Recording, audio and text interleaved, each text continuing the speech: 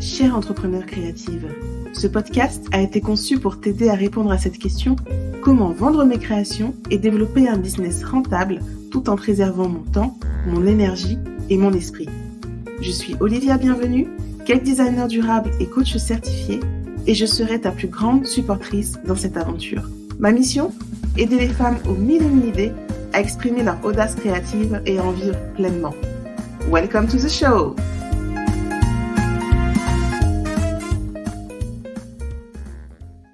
Aujourd'hui, on va parler du regard que tu portes sur ton cycle et de l'importance de ce regard sur tout le reste. On parle vraiment de mindset, d'état d'esprit, de la façon dont on se considère et c'est le point de départ de tout. Plus tu te connais, plus tu sais les raisons pour lesquelles tu t'éparpilles, plus tu sais comment tu fonctionnes et plus tu seras à même de reprendre le pouvoir sur ton organisation, ton temps, ton énergie.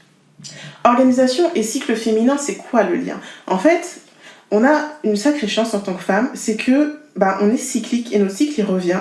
Donc c'est assez simple de savoir où on en est, ce qui va se passer plus ou moins. On n'est pas au jour près, mais par contre on sait comment on va se sentir, qu'est-ce qui va se passer. Notre corps il est quand même bien fait. On a plus de chances que ces messieurs les hommes qui ont un cycle qui est différent. Leur cycle il est sur plusieurs années, on va dire, il est évolutif, alors que nous il n'est pas linéaire. On est vraiment dans des choses qui reviennent.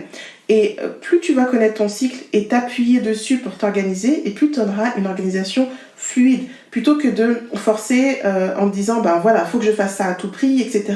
T'es pas dans l'énergie qu'il faut et c'est dommage parce que tu te fais du mal toute seule en réalité. Mais plus tu vas prendre conscience de ton cycle, des forces de ton cycle, et plus tu vas planifier en fonction, et plus tu feras des choses, tu te rendras même pas compte comment tu les fais, tu vas abattre une masse de travail mais sans forcer. Et c'est ça toute la beauté et c'est ça toute la puissance de l'énergie féminine, d'être capable de faire énormément de choses sans pour autant sentir qu'on se force parce qu'on va se reposer sur nos compétences et nos forces naturelles.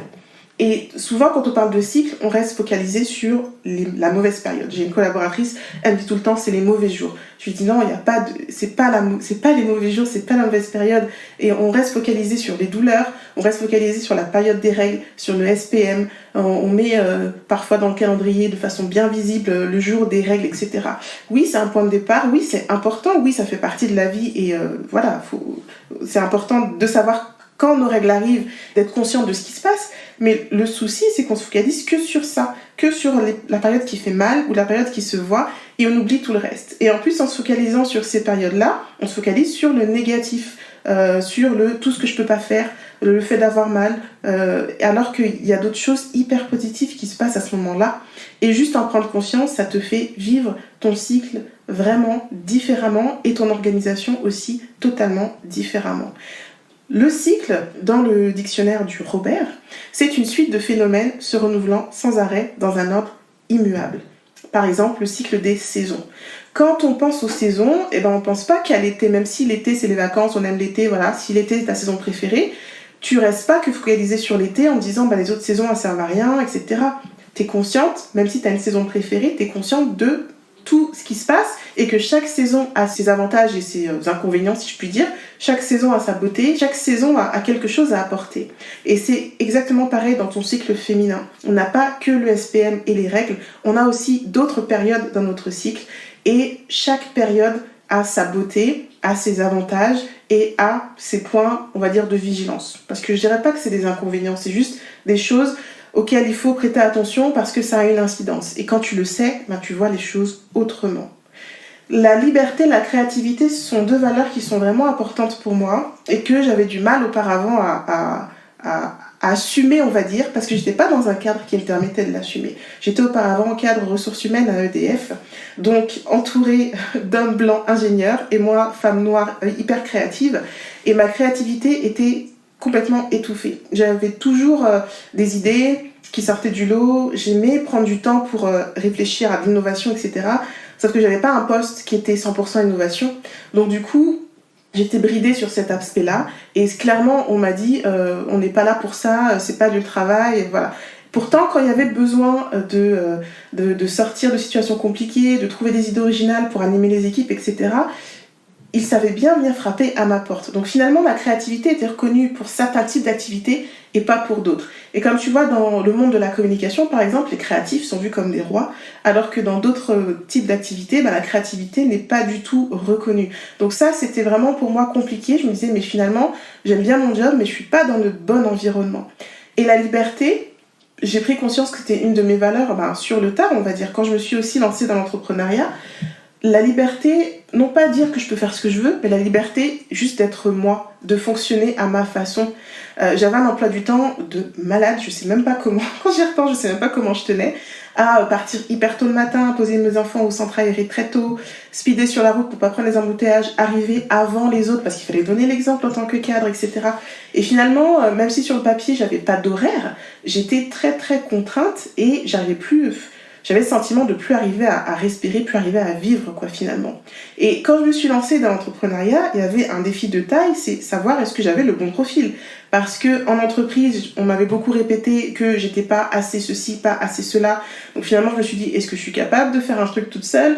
S'il y avait un diplôme en procrastination, je pense que je l'aurais eu avec mention. J'étais du genre à avoir une amende pour mes mauvais stationnements de 17 € et me retrouver à devoir payer 300 € parce que j'ai laissé traîner. Mais je savais même pas pourquoi c'était comme ça, C'était laisser traîner les choses.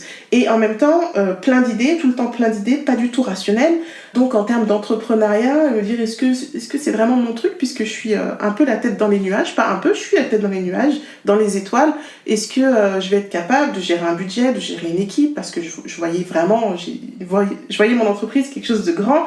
Est-ce que je saurais faire tout ça, etc. Est-ce que j'ai le profil qu'il faut ? Sur le papier, ça n'a pas l'air. Et finalement, je me suis dit, il faut que je rentre dans les rangs.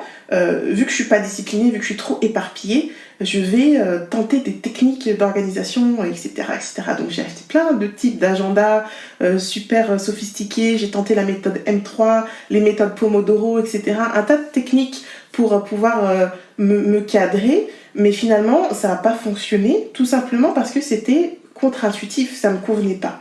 Donc finalement, ça me bridait encore et je me suis retrouvée à reproduire les mêmes choses que quand j'étais salariée, à me dire oh là là, mais j'arrive pas à m'organiser, c'est pas pour moi, finalement je suis bonne à rien, quel que soit en entreprise ou indépendante, rien ne fonctionne, donc j'ai un souci, Et je me suis dit non, j'ai pas de souci, je vais prendre le truc à la racine et me recentrer sur moi, quels sont mes besoins, comment j'ai envie de m'organiser, comment j'ai envie de faire les choses, qu'est-ce qui serait plus fluide et facile pour moi. Et ce temps de recentrage, il a été vraiment bénéfique. C'est grâce à ça que j'ai connu les archétypes énergétiques, les archétypes féminins, l'énergie féminine, etc. J'ai commencé à chercher pourquoi je procrastinais autant, qu'est-ce qui fait que je fonctionnais comme ça, pourquoi j'avais des facilités dans certaines choses et pas d'autres, etc. Et à force de recherche, j'ai découvert tout ce monde de l'énergie féminine, le lien avec le cycle menstruel, les archétypes énergétiques, et je me suis dit waouh, mais c'est juste trop bien. Et voilà, c'est ce que je cherchais, c'est la pièce qui me manquait finalement. Et j'ai défini du coup mon organisation idéale avec mes activités à moi. J'ai 2 activités quand même qui n'ont rien à voir. Je suis pâtissière cake designer, j'ai mon labo, j'ai des commandes tout le temps et en même temps je suis coach, j'ai une formation en ligne, j'ai même plusieurs programmes, je fais du coaching individuel. Je suis maman de 3 enfants de 9 ans, 7 ans et 5 ans et je suis aussi une épouse. Et du coup ça fait beaucoup de choses à gérer et pour autant j'ai vraiment une organisation qui me correspond. Je fais la partie coaching les lundis et mardis, même la partie gestion d'entreprise le lundi. Le mardi, c'est vraiment la partie coaching. Le mercredi, c'est une journée off pour moi. Des fois, j'ai les enfants, des fois, je les ai pas. Et les jeudis, vendredis, je suis sur la partie cake design. Mes journées, elles sont entre 10h et 16h, on va dire, parce que je prends le temps le matin d'emmener mes enfants à l'école et je prends du temps pour moi. Et le soir, pareil, je prends du temps pour aller chercher les enfants, pour cuisiner, pour passer du temps avec eux. Des fois, je retravaille un peu le soir, des fois non. Des fois, je travaille le week-end, des fois non. Mais j'ai défini l'organisation qui me correspond en dehors des horaires figés, en dehors de il faut pas, etc. Parce qu'il ne faut pas croire, en quittant le salariat, dans l'entrepreneuriat aussi, il y avait cette sorte de... t'as plus les mêmes horaires, t'as plus les horaires comme l'entreprise, tu fais un peu ce que tu veux, etc. Et du coup, je me retrouvais presque à m'enfermer à nouveau dans quelque chose. J'ai fait oulala, non, surtout pas. C'est quoi ton orga idéal, Olivia ? Et une fois que j'ai défini, ben voilà, là je danse sur mon organisation, je danse sur chaque journée. Voilà, j'ai mon organisation qui me convient parfaitement. Et plus je prends soin de moi, et plus j'arrive à faire des choses. J'ai ma collaboratrice qui est ma cousine, elle me dit mais comment tu arrives à faire autant de choses? Et je lui dis mais des fois je me pose la question. Et en réalité, plus je prends soin de moi, et plus j'arrive à faire des choses parce que j'ai plus de clarté, j'ai plus d'énergie, j'ai plus de force, puisque je suis bien dans ma tête, bien dans mon corps, bien dans mon esprit. Donc prendre soin de soi, avant tout, c'est pas du tout quelque chose d'égoïste, c'est au contraire, c'est comme ça que tu peux rendre service aux autres. C'est comme le principe, tu sais, de l'avion. Quand tu es dans l'avion, on dit s'il y a une dépressurisation de l'appareil, de d'abord mettre ton max à oxygène avant d'aller aider les autres. Parce que si tu vas aider les autres en premier, et ben toi, tu risques de suffoquer et d'étouffer. Finalement, tout le monde va en pâtir. Et c'est une réalité. C'est une réalité, sauf que parfois, on est tellement dedans qu'on se rend plus compte et sortir la tête de l'eau peut être très compliqué. Et cette organisation, je la vois vraiment comme une organisation à tiroir. C'est vraiment dire chaque chose à sa place. Dans mon planning, c'est vraiment comme ça. Je vois des tiroirs. Un tiroir pour la gestion, un tiroir pour le marketing, un tiroir pour le repos, un tiroir pour la famille, etc. Tout rentre sans forcer. Je suis vraiment passée d'un désordre total avec tout dedans et on force comme on peut, on fait comme on peut et on se couche super tard, on se lève super tôt, etc. à une organisation en conscience. Oui, des fois je me couche tard, mais parce que je le veux. Oui, des fois je me lève très tôt, mais parce que je le veux. Oui, des fois je fais des sacrifices, mais parce que je le veux. La différence, c'est vraiment d'être en conscience et d'avoir chaque chose à sa place. Et c'est un tel soulagement quand t'es créatif, t'as plein de choses en tête, plein d'idées tout le temps à te dire « Ah, faut que je fasse ça, ah, faut que je fasse ça ». Et tu te dis « Ah, mais non, le temps est réservé pour ça. J'ai prévu un moment pour ça. C'est déjà géré, c'est déjà prévu. » T'as pas à te soucier de « Est-ce que je suis en retard, il faut que je fasse ça, etc. » Non, tu as une place pour chaque chose à sa place. Et c'est vraiment chaque chose a une place dédiée. Le point de départ de tout ça, c'est vraiment de penser intention plutôt qu'objectif. Les objectifs, c'est bon pour quelques instants, mais pas pour tout le temps. Pourquoi je dis ça? Parce que quand on pense objectif, tout de suite, on se met en mode pression finalement. Objectif à atteindre, il faut absolument que j'ai tel chiffre, tel résultat, sinon c'est loupé. Si j'ai pas ce chiffre-là, ben, c'est comme un loupé. Alors que quand tu es dans une intention, tu es vraiment sur un autre état d'esprit. L'objectif, pour moi, c'est vraiment lié au monde de la productivité, des machines, tu vois. Je viens du monde industriel, donc tu vois ce côté objectif, ce côté rendement, ce côté rentabilité des machines, faire en sorte que ça marche à 100% tout le temps. Alors que maintenant, on n'est pas des machines, on est humain, on est fluctuant, fluctueuse, et encore plus quand on est femme, où on n'est pas linéaire. On a une approche qui est différente. Quand on se met en mode « je veux fonctionner comme une machine », ça fonctionne pas, ça marche pas. On part vers le burn-out, etc. Et on est lié à la nature. Et j'aime prendre l'exemple des arbres, du pommier par exemple, qui a un cycle. Il y a un moment où le pommier va produire des pommes et c'est génial et on est content et on va en manger et on va voir que le pommier fait quelque chose. Mais il y a des moments où le pommier va être tout sec. Est-ce que ça veut dire qu'à ce moment-là, il ne sert plus à rien, on va le couper? Non. Alors s'il est mort, oui, mais quand c'est dans le cycle naturel, il y a un moment où il perd ses feuilles, etc. Et c'est normal, il aura besoin de se régénérer. Ça fait partie du cycle, c'est juste normal. Et il y a un travail interne qu'on ne voit pas. Quand on regarde un arbre, on voit l'arbre, on voit l'extérieur, mais tout le travail intérieur, on ne le voit pas. Et c'est ce qui compte finalement. C'est ce qui compte, c'est tout le travail interne que tu vas faire qui va compter plutôt que ce qui va se voir. Et quand on pense objectif, atteindre l'objectif, avoir ce chiffre, ce truc, etc., et ben finalement, on va passer à côté de tout le reste, de toute l'aventure pour arriver à atteindre ce qu'on veut, justement. Une fois que l'objectif est atteint, ben, on passe au suivant, puis on prend plus le temps d'apprécier. Si tu penses intention, quelle est mon intention? Quelle est mon envie? Quelle est mon intention? L'approche est déjà autre. Juste à prononcer les mots. Quel est mon objectif? Quelle est mon intention? Tu sens déjà que ton énergie n'est pas la même et tu avances différemment. Et c'est pour ça que ma méthode piano est arrivée. Alors piano signifie planifier tes intentions annuelles et non tes objectifs. Quand j'ai créé mon programme d'accompagnement Mon business créatif et rentable, j'ai vraiment mis la partie organisation en premier parce que c'est la base. Donc s'organiser, organiser son rythme idéal, etc. Organiser ses journées, organiser ses finances, mais aussi s'organiser par rapport à son cycle menstruel et partir donc de ses intentions et non pas penser objectif. Et en fait, elle est née un peu, enfin le nom est venu un peu par hasard. Donc planifie tes intentions annuelles et non tes objectifs. Mais après, en réfléchissant sur le concept, Je me suis rendu compte que ça avait vraiment du sens, cette histoire de piano, parce qu'un piano, le vrai nom du piano, c'est pianoforte. Et il y a un moment avec le piano où tu vas jouer de façon douce, etc. Et il y a des moments où tu vas jouer de façon très forte. J'ai fait du piano dans mes jeunes années. Et le piano, c'est toute une mélodie qui peut transmettre de l'émotion tellement différente. Ça peut être très violent, très fort, et ça peut être aussi très doux, très délicat. Ça peut être aigu, ça peut être grave. Il y a vraiment plein de choses qui se jouent. Et tu peux très mal jouer du piano et faire mal aux oreilles à tout le monde, et te faire mal aux doigts aussi en jouant mal. Et tu peux aussi avoir une mélodie qui est tellement belle qu'elle t'emporte et qui fait jouer des émotions, etc. Donc cette méthode piano, l'idée c'est ça, c'est de se dire ok, j'ai des intentions, comment je fais en sorte que ces intentions deviennent réalité? Comment je mets en place un plan d'action à partir de mes intentions, c'est-à-dire avec une énergie qui est plutôt dans l'énergie féminine que dans l'énergie masculine. L'énergie masculine est très dans l'action tout le temps. L'énergie féminine est plus dans le ressenti, ce qui n'empêche pas de passer à l'action. Tout comme le fait pour les hommes d'être tout le temps à l'action n'empêche pas qu'ils aient du ressenti. C'est juste qu'on a une énergie plus prédominante. Je vais donner quelques exemples de certaines clientes que j'ai accompagnées et qui ont mis en place, ou en tout cas qui ont approché cette méthode piano. Johanna, qui fait de la broderie industrielle, qui est chef d'entreprise familiale en broderie industrielle à Madagascar. Et quand on a travaillé ensemble, elle était débordée par des clients qui étaient très envahissants. Elle avait pas forcément de temps pour elle et pas de temps pour sa créativité. En dehors de la broderie, elle fait plein d'autres choses créatives et elle avait plus de temps pour ça. Elle faisait énormément de choses elle-même avec la gestion d'équipe, la gestion des salariés, gestion de la paie, etc. Et quand on a travaillé ensemble sur son organisation, basée sur son cycle menstruel, je me souviens qu'elle m'a dit « mais si finalement j'ai pas tant de choses à faire, c'est pas si compliqué ». C'était vraiment un soulagement de mettre tout à plat. Et elle a pu respecter son temps, écouter, être à l'écoute de ses besoins, s'organiser différemment, prendre plus de temps pour elle, être plus respectueuse de ses besoins. Et elle m'a dit, j'ai enfin du temps pour ma créativité. Et je sais qu'elle est sur d'autres projets qui, j'espère, vont voir le jour. Mais cette méthode lui a permis déjà de se replacer au cœur de son organisation et de prendre en compte ses propres besoins.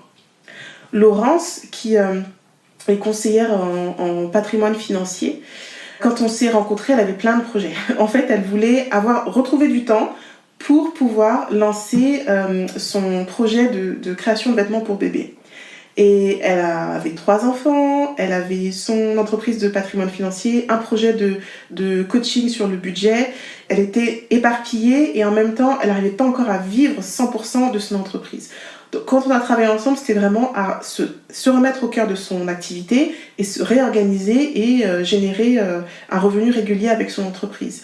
Et donc, elle est passée de ça, de plein de projets dans tous les sens et comment je vais faire et comment je vais m'en sortir, à prendre conscience déjà de sa qualité, sa compétence numéro 1 qui était la stratégie, la vision. Elle a pu mettre de la clarté dans ses projets, assumer son expertise. Et elle me disait, j'ai découvert la vraie Laurence. J'ai découvert qui est Laurence. Et aujourd'hui, elle a une équipe, elle développe son équipe, elle continue à développer son équipe. Et puis, elle attend bébé numéro 4. Et puis, Laetitia, qui est créatrice de sacs, qui est, elle, quand on s'est découverte, elle avait une super activité, elle avait déjà des gros clients, mais pas conscience de sa créativité, pas conscience de ses forces, et surtout pas d'approche économique rentable de son activité. C'était vraiment le plaisir de créer, elle aimait faire ce qu'elle faisait, mais elle répondait au coup par coup aux demandes clients sans avoir de vraie organisation et de vraie stratégie derrière, et sans forcément entrer dans ses frais, parce qu'il n'y avait pas de notion de coût de ses matières et de valorisation de son activité.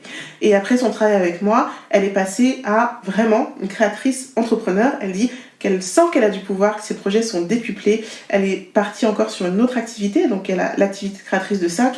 Elle est aussi partie sur la broderie. Et aujourd'hui, elle se fait connaître de plein de façons. Elle fait des portes ouvertes, des salons, elle participe à des concours, etc. Et donc, elle a vraiment ressenti qu'elle a repris du pouvoir sur son temps. Et elle me disait, mais tout le monde devrait savoir ça, en fait. Mon credo, reprendre le pouvoir, il est vraiment sur... Personne n'a volé le pouvoir. On a juste oublié qu'on en a, tout simplement. On l'a là, en nous, dans nos mains, dans notre cœur, dans notre corps, on a la flamme qui est là. Et simplement, parfois on l'oublie parce qu'on est prise par plein de choses, parce qu'il y a les injonctions de la société qui, mine de rien, sont là et sont fortes. Et depuis tout petit, en fait, on nous inhibe. Et il y a un moment où on n'en peut plus et il y a un choix à faire. C'est de dire, ok, est-ce que je continue comme ça et tant pis, c'est mon choix et j'y vais? Ou est-ce que je me dis, non, il y a autre chose, il y a d'autres possibilités, j'ai beaucoup plus à offrir que ça et je sais que je peux faire autrement et même mieux. Je reprends le pouvoir. Ça passe par se découvrir. La première chose, c'est se découvrir. Découvrir qui tu es, découvrir quelles sont tes compétences et découvrir tout ton pouvoir caché. En toi sommeille une reine et bien plus que ça. Le tout, c'est de se dire, ok, elle est où ma puissance? Elle est où ma force? Elle est où ma graine? Et où est-ce que je peux aller finalement la montrer? Donc, aller chercher au fond de toi, c'est pas un travail simple parce que ça veut dire aussi pardonner certaines choses, guérir certaines choses, lâcher prise sur certaines choses. Mais par contre, une fois que tu commences ce travail, que tu amorces ce travail de dire « Ok, j'ai des compétences particulières, j'ai des choses à offrir au monde, j'ai une vision des choses, j'ai une intention pour moi, pour ma famille, pour mon entreprise et j'ai envie de faire grandir tout ça », une fois que tu en prends conscience, qu'est-ce qui peut t'arrêter? À part toi-même. Qu'est-ce qui peut t'arrêter? La seule personne qui t'empêche d'être vraiment toi et d'élever ton leadership et de laisser émerger la reine que tu es, c'est juste toi. Donc, être ta meilleure amie, faire preuve de bienveillance, c'est vraiment ce qui va t'aider déjà à faire ce premier pas vers une organisation plus consciente et un leadership assumé. Parce que oui, tu as du leadership. Leadership, c'est quoi? Leader, c'est tirer en fait, c'est être devant. Et donc, tu as sûrement déjà eu cette position de leader d'une façon ou d'une autre dans ta vie. Après, le tout, c'est de l'assumer, d'en prendre conscience. Et si tu as une meilleure amie et qu'elle te demande un conseil, il y a fort à parier que tu vas l'encourager, la tirer vers le haut, l'encourager, lui faire voir les choses positives. Par contre, quand il s'agit de soi et qu'on a un projet, qu'on veut faire quelque chose, on va voir tous les aspects négatifs. Dire, mais non, mais tu te prends pour qui pour faire ça? Et si tu vas pas y arriver, etc. Si c'est ton ami qui te dit, j'ai un projet, voilà ce que je veux faire, tu vas lui dire, mais c'est génial et c'est super, en plus, vu que t'es comme ci, comme ça, tu vas y arriver, puis tu pourras faire ci, tu pourras faire ça, et puis je pourrais t'aider, etc.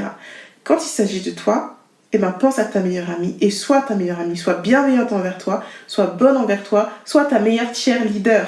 Parce que dans les moments down, il y en a, même ta meilleure amie ne pourra pas t'aider, ce sera toi et ton mindset. Donc dès à présent, je t'encourage vraiment à cultiver ce mindset positif et à être ta meilleure amie. Intention et vision. L'intention, c'est donc qu'est-ce que je veux faire?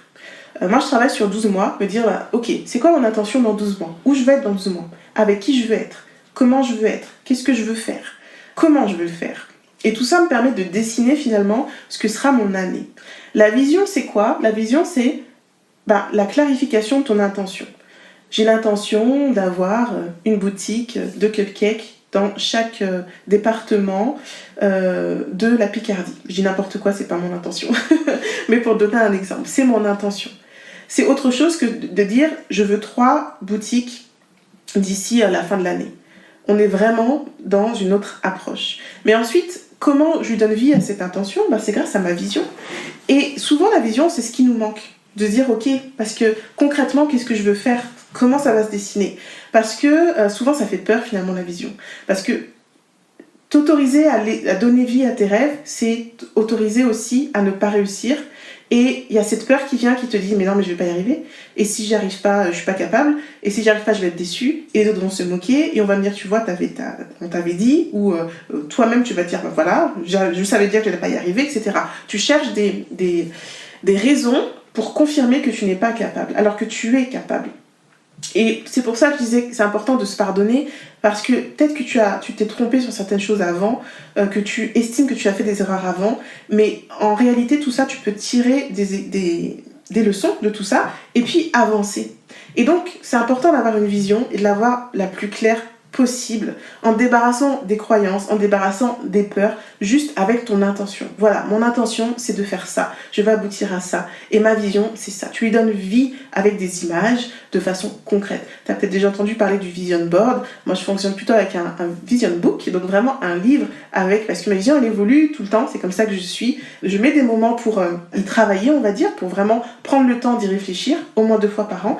Mais régulièrement elle évolue. Et donc avoir un vision book, ça me permet de voir justement cette évolution et de voir, ok, ah ouais, j'ai quand même pas mal évolué dans ma façon de voir les choses et c'est génial. Et surtout, je donne petit à petit, je précise mon intention. Et plus j'avance, plus mon intention prend vie et plus je me rends compte aussi de ce que j'ai déjà accompli. Et ça permet d'éviter ce que j'appelle la roue infernale de la désorganisation. La roue infernale de la désorganisation, c'est quoi ? C'est quand t'arrives pas à faire quelque chose, tu vas procrastiner. Hop, tu vas pas être organisé parce que t'auras plein de gens qui vont t'appeler sans arrêt et t'avais prévu de faire 3 choses et t'en as fait aucune, t'as fait plein de choses mais qui n'ont rien à voir. Et tu vas dire, ok, je suis pas organisée, la preuve, j'ai pas réussi, la preuve, je procrastine, etc.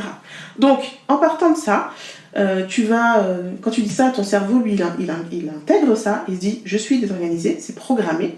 Et donc, du coup, dès que tu vas avoir quelque chose à faire, tu vas avoir l'anxiété qui va s'inviter en se disant, voilà, je n'y arriverai pas, ça c'est inconscient, et donc du coup, l'émotion que tu vas ressentir, c'est de l'anxiété, qui va t'empêcher d'avancer, t'empêcher d'y aller pour de bon, parce que tu auras cette peur finalement de pas y arriver, etc. Et ça, c'est un cercle vicieux. C'est une roue qui va, dans le sens contraire des aiguilles d'une montre, c'est très vicieux. Et pour en sortir, il faut avoir conscience de ce qui se joue. Que plus tu vas rester sur des choses que tu n'auras pas fait comme tu voulais, etc. Et plus tu vas nourrir cette certitude que tu n'y arriveras pas. Alors que c'est faux. Et c'est pour ça que beaucoup échouent, parce qu'ils manquent non seulement de vision, mais en plus, elles restent concentrées sur les choses qu'elles n'ont pas réussi à faire. Alors, comment renverser ça ? Comment renverser cette vapeur ? C'est déjà te dire, c'est possible. La première chose à faire, c'est vraiment de reprogrammer tes pensées et de te dire, c'est possible. Bien sûr, le flow le feu, la chaleur de te dire, oh mon Dieu, ça va être dur, va venir. Oui, mais ça fait partie du jeu. C'est ça aussi, ce côté qui va te donner envie d'aller plus loin, d'aller plus haut. Ça va te booster. Mais la première chose, de te dire, c'est possible. Quel que soit ton projet, c'est possible. Maintenant, ce sera possible d'une façon ou d'une autre. Le tout, c'est une question de choix. Et quand tu as ton intention, tu sais où tu vas aller, tu es capable de changer de direction quand il y a des obstacles. C'est comme quand tu pars en voiture quelque part, tu sais où tu vas aller. Le chemin, tu connais le chemin, mais sur la route, tu sais pas ce qui peut se passer. Tu peux avoir des travaux, tu peux avoir une route barrée, tu peux avoir des intempéries, etc. Est-ce que tu vas, parce qu'il pleut, te dire, non mais c'est bon, il pleut, je laisse tomber, j'y vais plus, il pleut trop, je vois pas bien la route? Non, tu sais que ta voiture, il y a de quoi parer la pluie et que tu avances malgré la pluie. Tu vas avancer peut-être plus lentement, mais tu vas avancer quand même. Est-ce que parce qu'il y a un feu rouge, ça t'arrête, tu dis non, c'est bon, je suis arrêtée, je perds du temps, j'y vais plus. Non, tu t'arrêtes, t'attends et tu repars parce que tu sais que le feu rouge est là pour te protéger. Donc c'est la même chose quand tu as des projets, un projet à mettre en place, un projet d'entreprise, une nouvelle chose à développer, etc. Partir du principe que c'est possible, tu sais où tu vas aller, le chemin, tu es capable de gérer tout ce qu'il y a sur la route en gardant en tête ton intention et en étant bienveillante envers toi et en restant fixée sur le positif. Et puis, vraiment incarner ton succès. Non seulement en te disant que c'est possible, mais en croyant à ce que tu dis. Parce que dire c'est possible, c'est facile. Hein. ouais, c'est possible. Mais si tu n'y crois pas, ça ne fonctionnera pas. Par contre, croire que c'est possible, ça, c'est vraiment le plus important. Et rester concentré sur toutes les choses de bien que tu as faites vont te permettre d'avoir des preuves, de donner à ton cerveau des preuves que oui, tu es capable de faire plein de choses et oui, c'est possible d'avancer. Et vraiment, le tout commence par ton état d'esprit. Ton corps réagit, ne serait-ce qu'à une pensée. Tu es capable toute seule de te rendre malade parce que tu vas rester focus sur une seule chose qu'on t'a dite ou qu'on t'a faite par le passé. Il suffit que tu reviennes sur un truc qui s'est passé il y a 10 ans, les personnes ne se souviennent peut-être pas, mais rien que d'y penser, parce que c'était quelque chose de douloureux, et ton corps va le ressentir, tu vas le ressentir tout de suite. Donc ton état d'esprit va vraiment avoir une action très forte sur la façon dont tu vas réagir. Et là encore, je refais le lien avec la nature. Quand tu parles, ma mère, elle parlait à ses plantes. Moi, je me moquais d'elle quand j'étais petite. Je me disais, oh, mais tu parles à une plante et tout ça. Et puis, elle m'a expliqué que non, les plantes sont vivantes et qu'elles le ressentent. Et elles ressentent l'intonation. Pas tant les mots, mais l'intonation. La façon dont tu parles à une plante, eh ben, ça va la faire grandir davantage, plus vite que si tu ne prends pas soin d'elle. Pareil pour un enfant, quand il est petit, il va pas comprendre les mots. Il va comprendre l'intonation, il va comprendre ton sourire, il va comprendre tes gestes. Et c'est ce qui va faire la différence dans son comportement.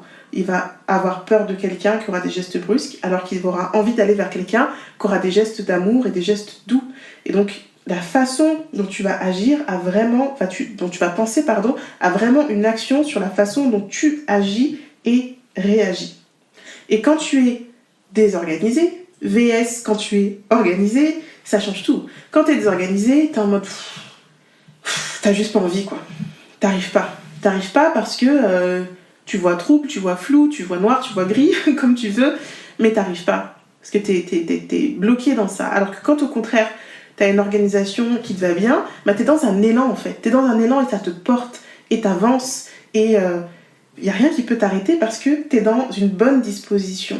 Et plus tu seras dans ce cercle vertueux d'organisation, et plus tu seras capable de faire des belles choses. Aujourd'hui, quand tu as des imprévus, comment tu fonctionnes? Comment tu réagis? S'il y a des choses qui viennent et que tu n'avais pas prévues, qu'est-ce qui se passe? Est-ce que tu les laisses t'absorber et tu dis bah, ok, je prends, je fais, oh là là, ça me tombe encore dessus, mais tu y vas, tu le fais? Est-ce que tu te laisses bouffer par la vague? Ou est-ce que tu es en maîtrise, tu dis ok, il y a ça qui arrive, maintenant c'est quoi l'urgence? C'est quoi l'importance? C'est quoi par rapport à mes priorités de la journée, mes priorités du moment, c'est quoi l'urgence? Et là, je parle pas de cas où on t'appelle parce que quelqu'un de ta famille a eu un accident à l'hôpital, etc. Je parle vraiment des aléas de tous les jours où des gens t'appellent, des gens frappent à ta porte, etc.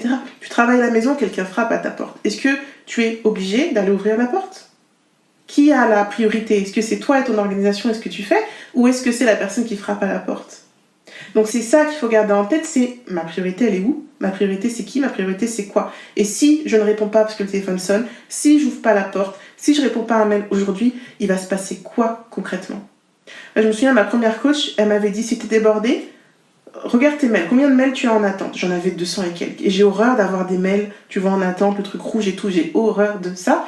Et j'étais du genre à rentrer dans chaque mail pour vérifier qu'il n'y a pas quelque chose d'important. Elle me dit t'effaces tous tes mails. Je fais quoi? Comment ça? Qu'est-ce que tu racontes? Il y a peut-être des choses importantes et tout ça? Elle me dit oui. Mais si tu les as pas fait depuis 2-3 semaines, c'est pas maintenant que tu vas le faire. Ça te prend la tête, ça t'alourdit l'esprit. Et s'il y a vraiment des choses urgentes, importantes, les personnes, elles reviendront. Et ben tu sais quoi, elle a eu raison. J'ai supprimé, j'ai enlevé toutes les notifications. J'ai effacé pas le mail en lui-même, mais j'ai effacé le fait qu'il y avait 280 mails en attente. Et il s'est passé quoi? Bah rien de grave. Par contre, ce qui s'est passé, c'est que ça m'a allégée. C'est que je me suis rendu compte que oui, en fait, je me laisse alourdir pour ça, mais pourquoi? Que j'ai la main sur mon organisation, que je décide ce qui est important et ce qui ne l'est pas. Et aujourd'hui, je fais ça régulièrement. Déjà, je me désabonne régulièrement de newsletters que je ne lis pas. Ça veut pas dire que ça m'intéresse pas, c'est juste que c'est pas le format qui me correspond, donc je ne les lis pas. Et puis, quand je vois que ça monte à plus de certains mails, où ça fait 4 jours que je suis pas allée dans ma boîte mail, j'efface tout simplement et puis c'est tout. Et il n'y a rien de grave qui se passe, finalement. Rien de grave. Donc, l'organisation idéale, c'est quoi? C'est quoi ton organisation idéale? Qu'est-ce que tu as envie de faire chaque jour que tu ne fais pas aujourd'hui? Comment tu te sens à la fin de ta journée? Qu'est-ce que tu dis? Oh là là, j'avais envie de faire ça, j'avais prévu de faire ça, j'ai pas pu le faire. Qu'est-ce qui vient gratter ton emploi du temps? Et qu'est-ce que tu as besoin, envie de faire que tu n'arrives pas à faire? Je me souviens qu'une chose qui était très dure pour moi, c'est du temps pour ma créativité. Juste du temps pour regarder ce qui se fait, en cake design, mais pas seulement, tu vois, juste laisser divaguer mon esprit, juste avoir le temps pour regarder ce qui se fait, ce que j'aime, etc. C'est pas quelque chose que j'étais habituée à faire, au contraire, c'était en mode, surtout, faut pas que tu le fasses. Et j'étais frustrée parce que j'avais pas de temps, justement, pour ma créativité. Or, ma vie créative, pour moi, j'ai 3 vies. J'ai une vie personnelle, une vie professionnelle et une vie créative. J'ai besoin de nourrir ma vie créative. Et accorder du temps à ma créativité, ça paraissait être too much, quoi, parce que je fais pas quelque chose. Je suis en train de faire des recherches sur regarder des magazines, regarder des reportages, regarder Internet. c'est pas du travail effectif, mais pourtant c'est un travail dont j'ai besoin pour nourrir ma créativité. Donc c'est quoi ton organisation idéale? De quoi tu as besoin et que tu n'arrives pas à faire aujourd'hui? Et quand tu es en entreprise, en entrepreneuriat, tu as besoin de planifier certaines choses aussi à l'avance pour que tu puisses être tranquille. Notamment les moments où tu vends. Quand est-ce que tu vends? Et très souvent, quand tu es créative, la vente, c'est pas un truc que tu aimes. Si tu pouvais éviter de vendre, ce serait génial. Si les gens pouvaient tomber sur ce que tu fais par hasard, ce serait génial.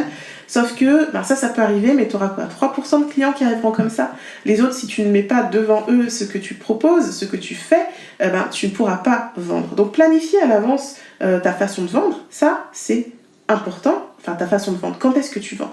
Et c'est pour ça que j'aime faire cette planification sur l'année, parce que tu sais très bien qu'il y a des mois dans l'année où tu vendras pas. Tu sais qu'il y a des moments dans l'année où tu es en vacances, où tu fermes boutique, où tu veux avoir la paix, où tu es en mode créativité, où tu es en mode plutôt gestion, etc. Donc plus tu le fais à l'avance, ça te dire, tiens, ce mois-ci je vais vendre, ce mois-ci je vais faire un lancement, ce mois-ci je vais faire l'ouverture, ce mois-ci nouvelle collection, etc. Et plus tu seras sereine déjà face à ça, si tu n'aimes pas ça, mais en plus tu pourras mieux t'organiser en mode rétro-planning. Si là j'ai une vente, ça veut dire qu'il faut que je fasse le marketing avant, ça veut dire que je prépare les éléments avant, etc. Et ça veut dire qu'il faut que je fasse la création avant ou pas, mais en tout cas au moins le prototype, etc. Donc ça permet d'organiser sur le long terme et de voir se dessiner ton organisation de façon fluide, facile, sans que tu aies à forcer et en étant en mode oh là là là, elle a lancé quelque chose et moi je suis en retard, je vais faire comme elle, etc. Non, tu as ta propre organisation. Mais c'est important de te positionner, de te poser pour te dire ok, mais c'est quoi en fait mon organisation idéale? Et de prendre possession de ça, de reprendre le pouvoir sur ton temps et te dire voilà, j'ai prévu ça, je prévois là et je le fais comme ça, à ma façon. La communication, c'est une des choses primordiales pour lesquelles les personnes viennent me voir quand elles veulent mieux vendre leur création. C'est souvent une des questions. Dire, mais en fait, je sais pas comment communiquer, je sais pas quoi dire, je sais pas quand dire, je veux vendre là, mais c'est trop tard pour communiquer et tout ça. Il y a une cliente, l'autre fois, elle est dans le domaine vinicole, elle avait une action de vente qu'elle voulait faire pour la semaine suivante. Et elle voulait faire la com là, comme ça, en 7 jours. Je lui dis, on peut faire des choses en 7 jours, sauf que ça va pas porter beaucoup de fruits, parce que la communication, ça se planifie sur du long terme. Là, si tu as des prospects qui sont chauds, on peut faire quelque chose, mais c'était pas le cas. Donc en 7 jours, c'était hyper compliqué, et hyper compliqué pour elle de comprendre ça. Pour elle, c'était, mais non, je veux vendre, donc je communique tout de suite. Or non, s'il y a quelque chose qu'il faut vraiment planifier en amont, c'est bien ta communication, et savoir comment tu le planifies. Et tu as plusieurs aspects dans la communication. Tu as l'aspect créatif, créer les supports de com, tu as l'aspect discours, donc on est plus dans de la vente et dans de l'influence et dans de la connexion, et puis tu as l'aspect production où tu vas vraiment planifier ce que tu dois faire, entrer dans les détails des dates, utiliser des logiciels pour automatiser, voilà, etc. Et ces différentes phases, tu peux les faire à différents moments de ton cycle, parce que chacun de tes cycles chacune des parties de ton cycle a une énergie particulière qui te permet de découper comme ça tes activités qui sont sur le long terme et tes projets sur le long terme. Et gardez en tête qu'il y a un temps pour tout. Il y a un temps pour tout. Cycle ou pas cycle. Il y a un temps pour tout. Il y a un temps où tu vas être en mode production, où tu vas vraiment faire des choses concrètes, des actions, tu vas sentir que tu avances concrètement parce que tu mets en place les actions bout après bout. Mais il y a aussi un temps où tu as besoin de te poser, de ne rien faire. Et il y a aussi un temps où tu auras besoin d'apprendre, d'explorer, de te former, etc. Mais tu ne peux pas être en mode production tout le temps, ni être en mode formation tout le temps. Si tu es en mode production tout le temps, au bout d'un moment, tu vas passer en mode burn-out parce qu'on n'a pas, en tant que femme, suffisamment de réserve pour être tout le temps en mode action. Donc après, on se met en mode stress, et le stress amène au burn-out au bout d'un moment. Si tu es en mode repos tout le temps, finalement, tu ne pourras pas avancer sur tes projets. C'est important de se reposer, mais le tout, c'est l'équilibre. Et si tu es en mode formation tout le temps, pareil, à quel moment tu passes à l'action? La formation est importante si derrière, elle mène à l'action. Donc c'est important d'avoir cet équilibre dans tout ce que tu as à faire et de réserver un temps pour chaque chose, un temps pour chaque activité. La connaissance, c'est vraiment le pouvoir. Et plus tu vas te connaître et connaître ton cycle menstruel, et plus tu seras capable de reprendre le pouvoir sur ton temps, ton organisation. Donc il y a vraiment 2 aspects à ça. C'est à la fois connaître ton cycle menstruel, mais c'est aussi et surtout te connaître toi. Quels sont tes besoins, quelles sont tes priorités et quelle est ton organisation idéale. Tes besoins sont vraiment importants. Garde ça en tête. Tes besoins sont importants. Tes besoins ont le droit d'exister. Et chez les femmes, c'est très compliqué. Dans les cultures noires notamment, où le rôle de la femme, c'est d'être une mère et de s'occuper de ses enfants. Et aujourd'hui, les choses ont quand même évolué, ça va quand même mieux, mais c'est vrai qu'il y a telle éducation depuis petit autour de ça, qu'on vit que pour ça. Moi, je suis choquée quand une femme me dit « Mes enfants ont grandi, ils sont plus à la maison, je ne sers plus à rien. » Quoi ? Ça veut dire quoi ? Ça veut dire qu'avant d'être maman, ta vie n'avait pas de sens et tu es née pour être maman et c'est tout. Ça veut dire que les femmes qui font le choix de ne pas avoir d'enfants, leur vie, elle n'a pas de sens. Non, non. Être mère, c'est une chose, ça prend de la place. Les besoins de tes enfants sont importants, mais si toi-même tes besoins sont pas OK, il y aura un déséquilibre. Et ce n'est pas que ça. Tu ne peux pas être là que pour les autres. Et cette énergie nourricier, ce côté prendre soin des autres, que ce soit des enfants ou des autres de façon générale, est très très très très fort. Et c'est ce qui fait que souvent on se perd parce qu'on prend soin des autres, on est là pour les autres. Et puis des fois tu te retrouves à dire oui à des choses et finalement t'as pas vraiment envie, mais t'as cette impression de devoir. Il faut que je sois là pour les autres, il faut que j'aide les autres, il faut que. Et finalement tu oublies tes besoins. Tes besoins sont importants et tes besoins sont au cœur de tout. Ton cycle aussi te parle. Il y a des moments dans ton cycle où tu vas être hyper en forme. Et c'est ok. Donc fonce, vas-y, fais tes activités, etc. Mais il y a des moments où tu auras juste envie de te reposer. Et souvent, la période des règles, c'est souvent la période où on culpabilise le plus, parce que c'est une période où le corps, il est down, il a besoin de se reposer, mais nous, on a envie de faire plein de choses, on planifie plein de choses, sans forcément... même si on sait que les règles arrivent et même si tu es déjà sensible à ça, il y a fort à parier que tu mettes encore beaucoup de choses pendant cette partie, et du coup, que tu forces quand même, et finalement tu culpabilises. Et des fois, on n'a pas le choix d'avoir des choses, des actions, de devoir voir du monde, de sortir, alors qu'on a nos règles et qu'on aurait bien aimé rester travailler au fond de notre lit. Mais dans ce cas-là, il y a des façons de faire, d'aller chercher cette énergie, l'énergie dont tu as besoin, etc.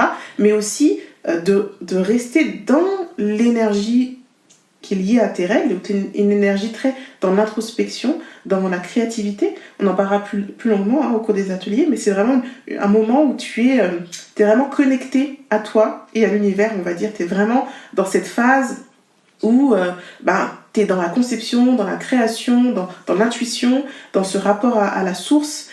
Et tu as des choses extraordinaires que tu peux faire. Si tu as des rendez-vous de négociation à ce moment-là, en étant consciente de l'énergie optimum que tu as, tu es capable de déplacer des montagnes. Donc c'est important d'être à l'écoute de ton cycle, mais de respecter surtout. C'est pas tout dire je fais attention, il faut le respecter après. Parce que sinon, tu passes à côté de plein de choses. Tu passes à côté de toi, tu passes à côté de ton cycle et tu passes à côté de ton leadership naturel. Être consciente aussi, surtout quand on te demande de faire quelque chose, être consciente de ce que tu peux et ne peux pas faire. Est-ce que tu peux ou est-ce que tu ne peux pas ? Est-ce que tu veux ou est-ce que tu ne veux pas ? Si c'est quelque chose qui va te demander, qui va te coûter, le faire en conscience. J'ai une cliente récemment qui me disait son frère lui a demandé de faire quelque chose et avant elle disait oui à tout bout de champ et même si elle avait des choses à faire, elle disait oui pour l'aider, c'était pour garder les enfants de son frère. Elle disait oui tout le temps. Et là, ça fait quelques semaines qu'on travaille ensemble, elle a réfléchi en disant mais non, mais si je les prends, je pourrais pas faire ce que j'ai prévu. C'était son jour de repos, c'est le seul jour qu'elle a. Après, elle a ses propres enfants et tout ça. Et elle lui a dit non. Et elle m'a dit, mais je lui ai dit non, je me suis sentie bien, et on s'aime toujours, et il a trouvé une solution, et tout va bien, quoi. Et voilà, et juste des fois, dire non te fait du bien, et fait du bien aussi aux autres. Parce que ils se rendent compte que t'as aussi des limites, et quand tu dis non, ça permet aux autres aussi de respecter tes limites, et ça leur permet aussi de trouver d'autres solutions que de tout le temps compter sur toi, si c'est le cas. Donc, prends conscience de ce que tu peux, ce que tu ne peux pas. Quand est-ce que tu dis oui, quand est-ce que tu dis non. Apprendre à dire non, c'est très dur, mais une fois que tu apprends à le faire, tu verras que tu vas te sentir beaucoup mieux, te sentir beaucoup plus importante, une estime de toi qui va grandir, et tu poses tes limites aussi vis-à-vis des personnes qui t'entourent. Alors, une organisation idéale, qu'est-ce que c'est ? c'est une organisation qui te correspond vraiment. Et là, quand je dis ça, c'est vraiment en dehors de tous les il faut que, je dois, etc. Tu as une vie bien remplie, tu as une entreprise, tu as peut-être des salariés, des collaborateurs, tu as peut-être des enfants, etc. Donc oui, tu as plein de responsabilités. Pour autant, moi je vais t'inviter à réfléchir à ton organisation idéale en dehors de tout ça. Vraiment, de penser à personne et à rien d'autre qu'à toi et à réfléchir à mais qu'est-ce que je veux faire, comment je veux le faire, c'est quoi mon organisation idéale. Donc je t'invite à fermer les yeux un moment, juste ferme les yeux un moment, expirer et inspirer. Encore et inspirer. Et quand tu inspires comme ça, inspirer toutes tes intentions et expirer toutes les injonctions de il faut, tu t'en débarrasses. Encore une fois. Et maintenant, je vais t'inviter à garder les yeux fermés et à juste imaginer ta journée idéale. Qu'est-ce que tu fais? Comment tu le fais? Avec qui tu le fais? Juste prendre un moment pour ça. Et surtout, reste dans cette énergie, reste dans cette vision. Et ce que je vais t'inviter à faire, tu peux ouvrir les yeux si je les avais fermés, c'est à vraiment définir ta semaine idéale. C'est quoi ma semaine idéale? Dans ma semaine idéale, je fais quoi? Je me lève à quelle heure? Je travaille quel jour? Je fais les choses comment? En dehors de tout, il faut. En dehors de tout, je dois. Il y a toujours des solutions alternatives. Et tu as peut-être l'impression que tout doit reposer sur tes épaules, mais non. Il y a toujours des solutions. J'ai parlé de mon organisation à moi, elle est super fluide, pourtant elle est super légère, pourtant j'ai 2 activités, j'ai des collaborateurs dans les 2 activités, j'ai 3 enfants, j'ai un mari, j'ai une maison, j'ai moi-même à gérer aussi, j'ai plein d'idées, j'ai du temps pour tout. Parce que j'ai vraiment défini ma semaine idéale, des horaires qui me correspondent, qui n'appartiennent qu'à moi, et c'est ok. Et j'ai mis en place des limites avec mon équipe, pour qu'ils me sollicitent à certains moments et pas à d'autres. Et je mets aussi des limites avec le reste du monde. J'ai pas de notification sur mon téléphone, j'ai pas de sonnerie sur mon téléphone à part aux horaires que j'ai prévus. Tout ça, ça se définit. Il y a des jours où je m'occupe pas du tout de mes enfants, c'est mon mari qui fait tout. Parce que j'ai besoin d'avoir une journée où je sais que j'ai rien d'autre en tête. Et ça me correspond. Donc si on fait un résumé, on a vu le lien entre le cycle menstruel et ton organisation. Comment chaque partie de ton cycle peut te permettre de t'organiser de façon spécifique. On a vu le bienfait de respecter ton cycle. On a vu la différence entre intention et objectif et aussi ce qui est le cercle vertueux de l'organisation. On a vu comment incarner ta réussite, comment ça commence par l'état d'esprit et te dire que c'est possible et l'importance de prendre en compte tes besoins.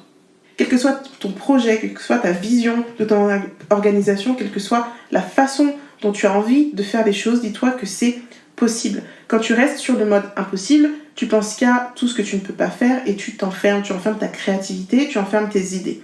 Quand tu te dis c'est possible, au contraire, tu décuples, tu laisses la possibilité à tes neurones de se connecter encore plus loin, encore plus haut et tu décuples tes idées, ta créativité. Et tu es sur le chemin de la reprise du pouvoir. Yes, we can!